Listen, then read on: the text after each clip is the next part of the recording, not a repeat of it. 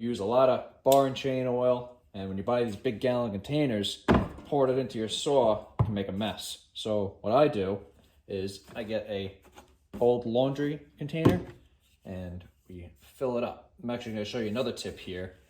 I Sharpied this little breakaway.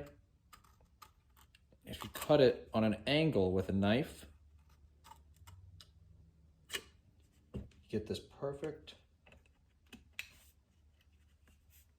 And then when you pour it into your container, it doesn't make a mess all over the place.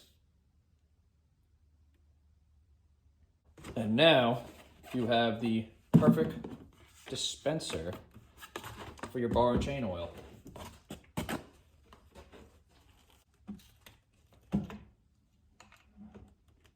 Just like that.